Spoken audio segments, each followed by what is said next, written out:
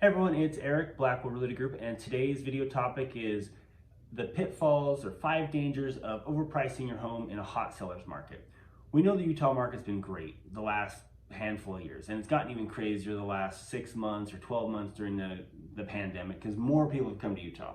Right now, supply has been increasing a little bit as we enter the summer selling season, but still, even in this hot market, overpricing can create a lot of issues with your home. Most of the information out there is available to everyone. So everyone's online, especially buyers, looking and researching what they want way in advance before they ever talk to an agent or ever tour a home. They've been online either on Zillow or Realtor.com or the Utah Real Estate MLS pricing out what they think a home should cost them. And the best strategy for selling a home is creating a competitive environment to get people to bid against each other, to bid up the price of a home. That is the best way to sell a house. On the contrary, if you overprice it, that can create a lot of issues. And overpricing, can be, you can do it by a lot, or you can just do it by a little bit, and it can have different effects. So I wanted to go through a few of those for this video. So the first thing that happens if you overprice a home, you're going to get fewer showings.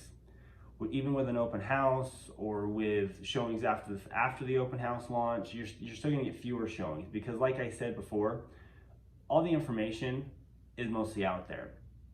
So if someone, like I said, most of the information is out there, and when buyers are shopping for homes through their automated searches or just browsing the internet, they get an understanding of what things should cost about.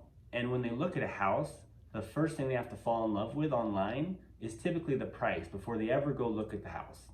And if they think, even if they just think it's slightly overpriced, it may deter them from actually going to the house and falling in love with the house, because buying a house is an emotional decision. They need to walk through it, they need to enjoy it, they need to feel like they can live there. So first thing is fewer showings. And with fewer showings, you'll get less competition and less chance for people to bid up the price of your home. The second pitfall is the house sits on the market. And the longer a house sits on the market, the more people think that there's something wrong with it. Even if nothing is wrong with it. They just assume that, okay, well, we know it's a hot market and most things go under contract in 5 to 10 days, but this has been on the market for 21 days, 30 days. So they think, okay, well, what's wrong with it? And they may think it's overpriced also, but even new buyers that come into the market later on and see it just out of nowhere, they're like, well, it still has 30 days on the market or 45 or 60, whatever it is.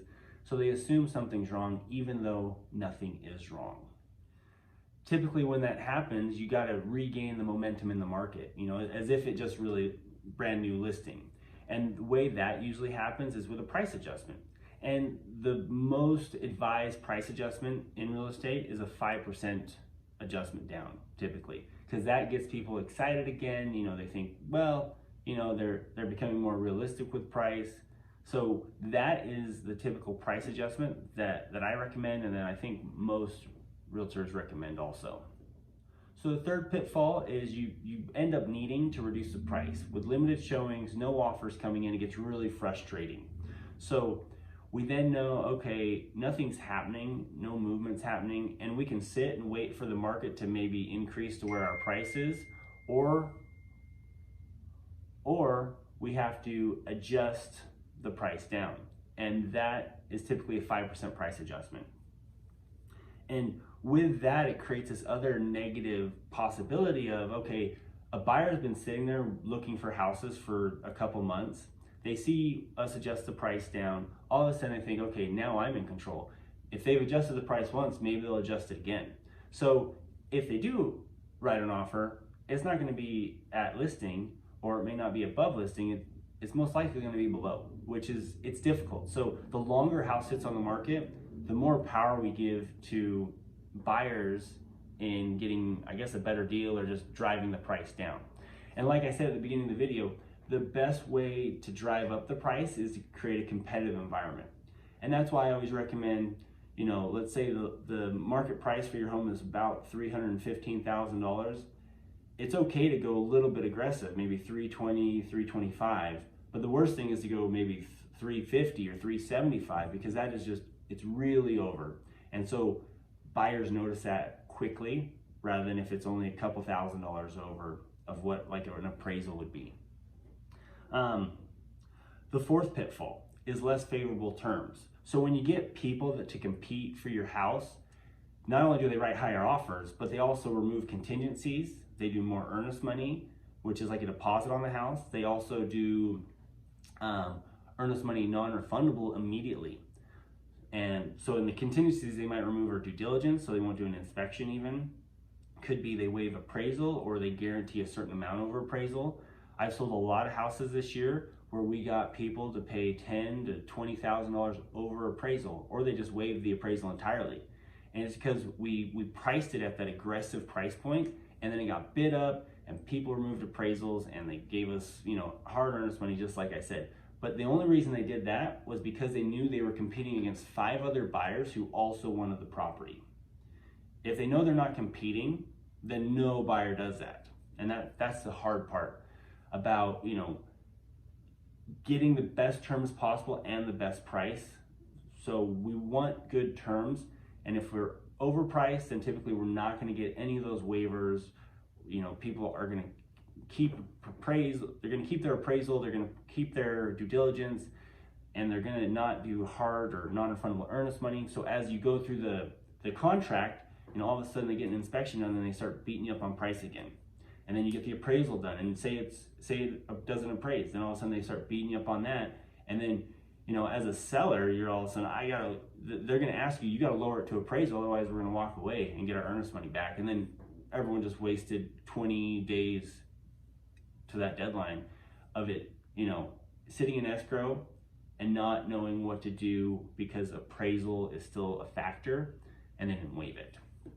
And waiving appraisals isn't a normal thing. Like it doesn't happen very often. It's been happening more as of recent, but more people are just offering 10 or 20,000 over appraisal because they want to tie it back to a number that the third party appraiser is gonna look at. And actually, so that thing I just mentioned, the issue with appraisals, that's the 5th pitfall of overpricing your home. Because in the end, most people are gonna be using a bank, and a bank is gonna require the appraisal. And then depending on what contingencies are waived, or if they offered more than appraisal, at that point they're gonna demand that it comes back down to appraisal. So then it comes down to the seller and buyer. The buyer says we wanted an appraisal. The seller can either say yes, and you lower the price X amount, or you say no, and then the buyer can walk away, or they can, they'll pay it. But when you can get those contingencies removed, it really helps a lot. When you get those removed through a competitive environment where people are bidding up the price of your home, they're fighting for it, and once it's removed, it's removed. And if they have earnest money non-refundable early, then they have consequences, they have skin in the game, the buyer does, to not walk away because of a low appraisal, or not walk away because of other issues, because they might have $10,000 on the line of earnest money, of that deposit.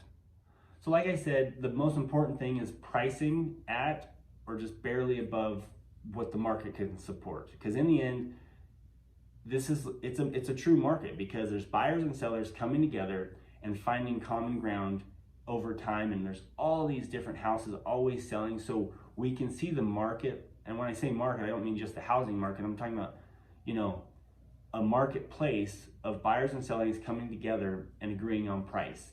And you price just at that or above that, just a hair, even in the super hot sellers market, and you can get a ton of people into your open house launch, and you can get them competing for the home. You can get them to bid up the price of the house, and get them to waive contingencies. But if we overprice by $20,000, $40,000, $100,000, whatever it is, that can really deter buyers from even coming to the open house for all the reasons I mentioned before. So if you have questions, feel free to reach out. I've done videos like this before, but it's always something just to remember that we all want to get the most money for a house. And as a seller, our house is our most valuable asset, and we're emotionally tied to it, just like I am with mine. And we want to sell it for as much as possible. And buyers are the same. They want to obviously get the best deal, but they can, if we can get them emotionally tied to the asset, to the house, that's when they can write higher offers and compete for a home. Again, thanks for joining me. If you have any questions, reach out anytime. Thanks.